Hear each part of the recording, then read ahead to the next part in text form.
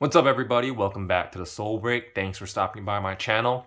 So before I begin my review today, I just want to, tell you guys that, I'm sorry that I've kept you guys in the dark for such a long time. It's just that, I had some stuff going on in life, that needed, utmost attention, and I figured everything out now. And secondly, Nike Korea has recently kind of restructured their, website as well as the release system, whereby basically the Nike Korea release system resembles that of the US versions.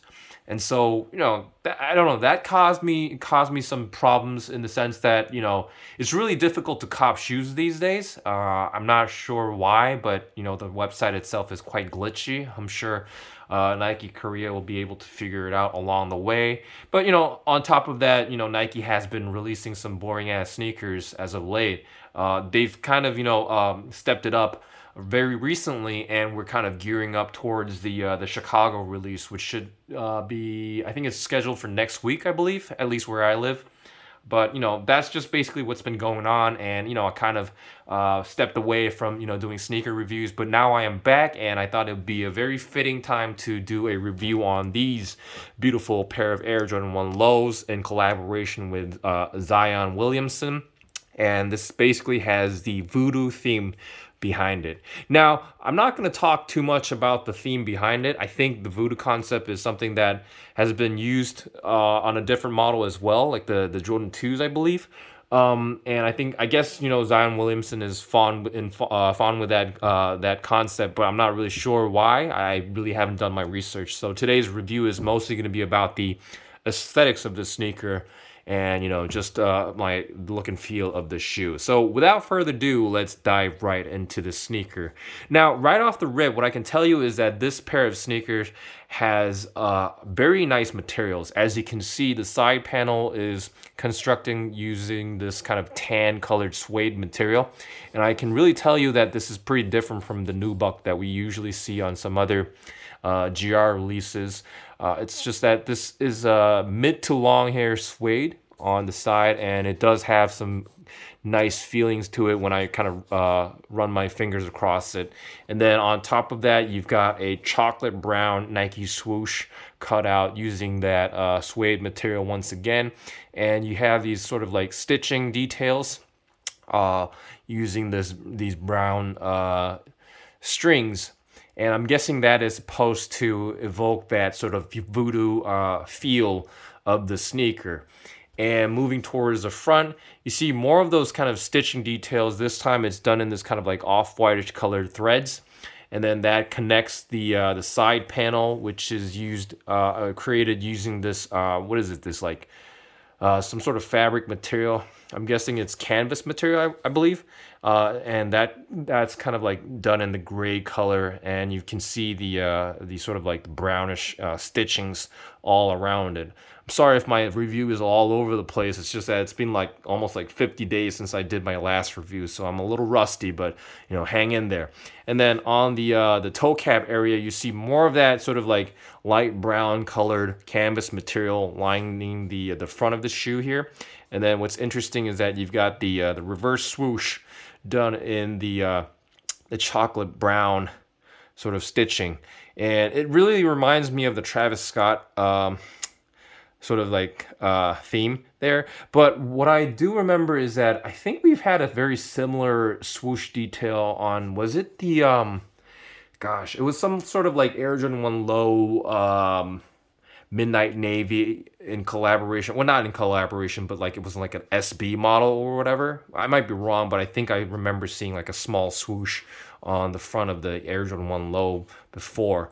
But anyways, moving towards the toe box of the sneaker, you see more of that sort of chocolate brown suede material, which is, by the way, is really, really nice to the touch. And then instead of the sort of the perforation holes, you see these sort of cross stitching details all across the toe box.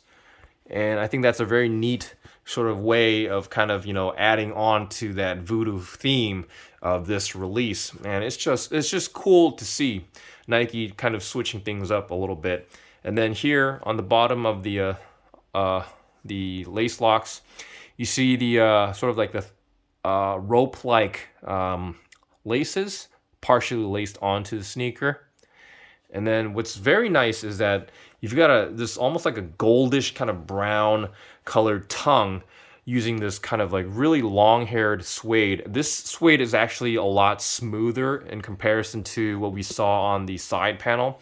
And it's very, very smooth, and it's soft, and you can see all the color changes. It's just a great material used on the tongue of this sneaker. And then on the tip of the tongue, you see this Nike Air tongue tab. Once again, is flipped upside down. I'm guessing that's going along with the overall theme of the sneaker. And I think the tongue tab is quite cool. It's also done in that sort of like chocolate brown nylon tab. And then you've got the Nike Air and the swoosh logo embroidered onto the tag right there.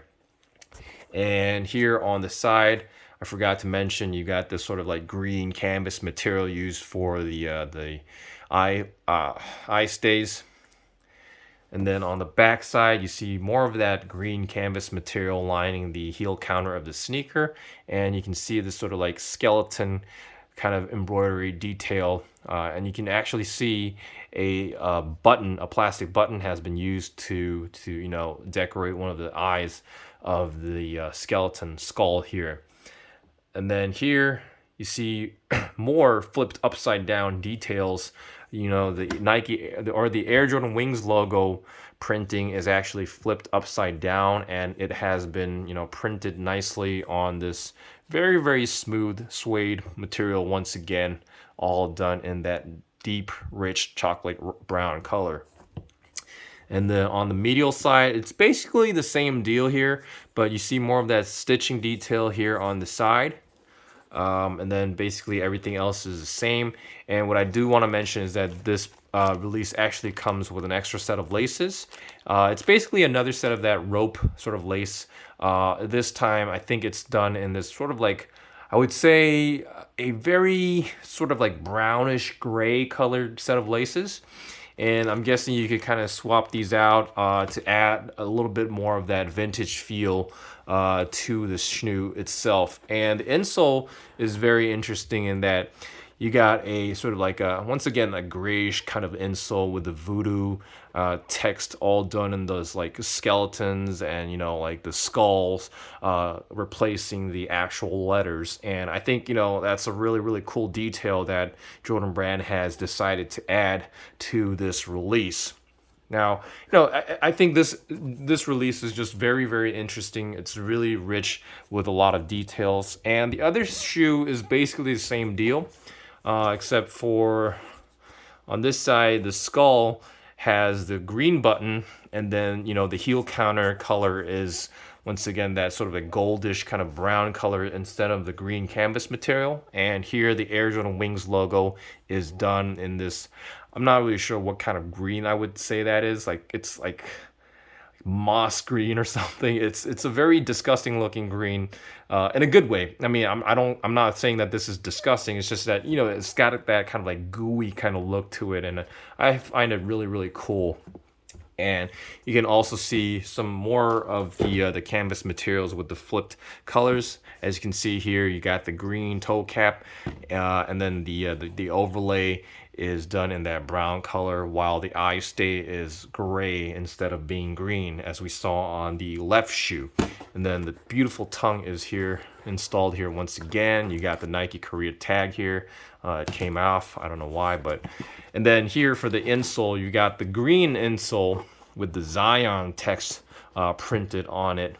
You got a smiley face with the button eye here, and it's just full of details.